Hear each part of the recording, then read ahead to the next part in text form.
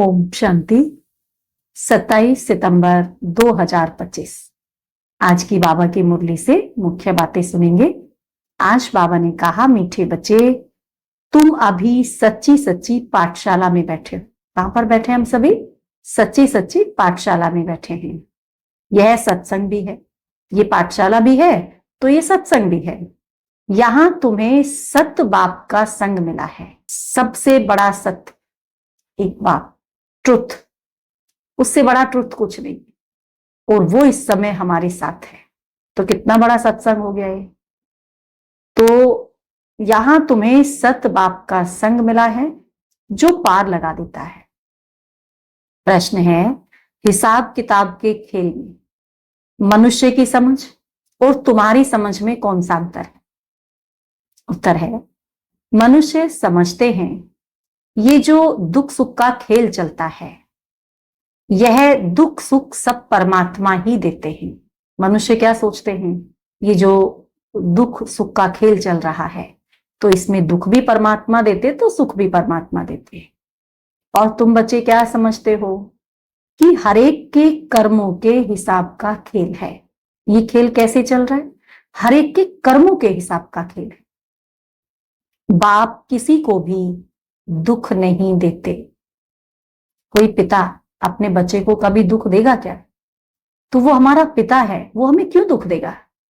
और अगर वो हमें दुख देता तो सोचने की बात है, क्या हम दुख में उसको याद करते?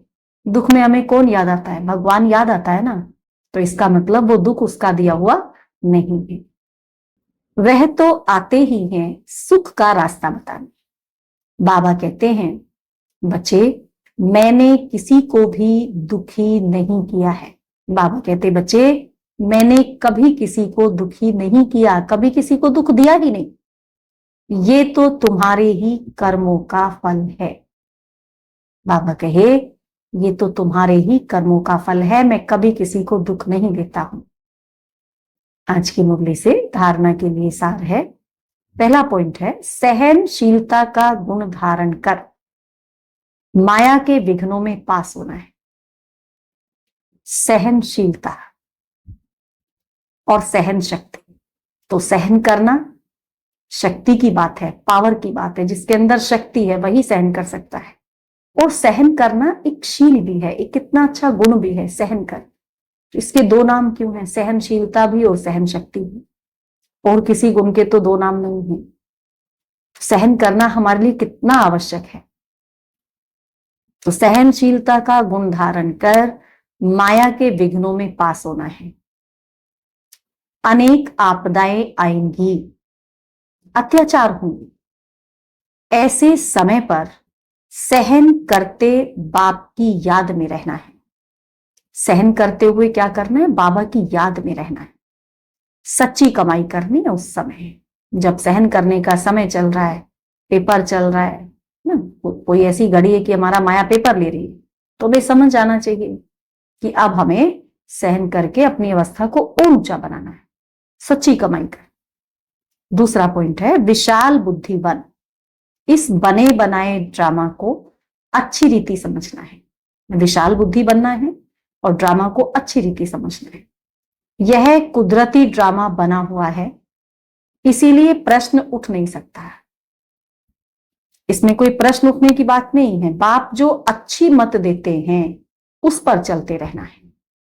वरदान है, माया जीत विजयी बनने के साथ साथ, माया जीत विजयी बनने के साथ साथ पर उपकारी भाव।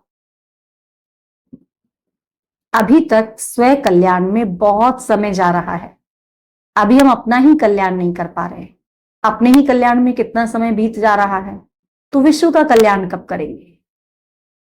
तो अब क्या बनना है? पर उपकारी बनो। माया जीत विजयी बनने के साथ साथ सर्व खजानों के विधाता बनो। अर्थात हर खजाने को कार्य में लगाओ। खुशी का खजाना, उसको कार्य में लगाएंगे तो क्या होगा?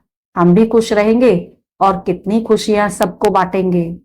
शांति का खजाना, खुद भी शांत रहना है, सबको भी शांत रखना है, सबको शांति का खजाना बांटना है। शक्तियों का खजाना, ज्ञान का खजाना, गुणों का खजाना, सहयोग देने का खजाना, बांटो और बढ़ाओ। ये ऐसे खजाने हैं कि इनको हम जितना बांटते रहेंगे ये उतना ही बढ़ते जाएंगे, बांटने से ही बढ़ेंगे। जब अभी विधातापन की स्थिति का अनुभव करेंगे, जब यहां पर अभी संगम युग पर विधातापन की स्थिति का अनुभव करेंगे अर्थात परोपकारी बनेंगे, तब अनेक जन विश्व राज्य अधिकारी बनेंगे।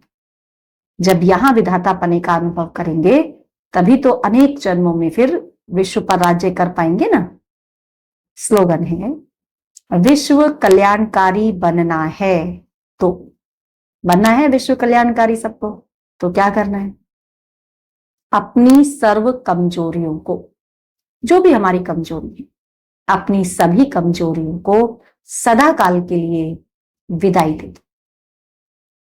विश्व कल्याणकारी बनना है तो अपनी सभी कमजोरियों को सदा काल के लिए विदाई दे देनी है। अव्यक्त इशारे, अब लगन की अग्नि को प्रज्वलित कर योग को ज्वाला रूप बना। जैसे किला बांधा जाता है जिससे प्रजा किले के अंदर सेफ रहे। ऐसे होता था ना द्वापर के बाद से, जब अटैक करते थे दूसरे राजा तो अपने अपने सब राज्य की किलेबंदी रखते थे ताकि किले के अंदर सब कुछ सेफ रहे। एक राजा के लिए कोठरी नहीं बनाते, किला बनाते हैं।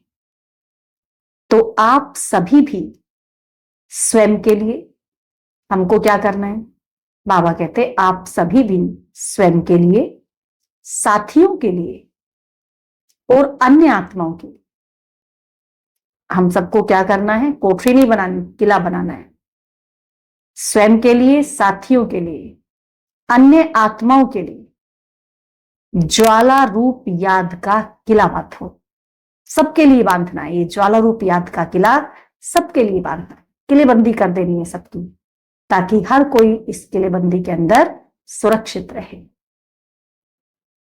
याद के शक्ति की ज्वाला हो तो हर आत्मा, जब याद की शक्ति की ज्वाला हमारे पास होगी तो हर आत्मा सेफ्टी का अनुभव करे। जब हम याद की शक्ति की ज्वाला से किलेबंदी करेंगे, मतलब ज्वाला रूप का किला बांधेंगे, ज्वाला रूप याद का किला बांधेंगे, तो रिजल्ट क्या होगा? हर आत्मा उसके अंदर सेफ्टी का अनुभव करेगी, हर आत्मा उसके अंदर सुरक्षित अपने आप को अनुभव करेगी। तो ऐसे हमें याद का किला बनाना है, याद का किला बांधना है, सबकी सुरक्षा के लिए, अपनी भी और बाकी सबकी भी सुरक्षा के लिए। अच्छा, ओम शांति।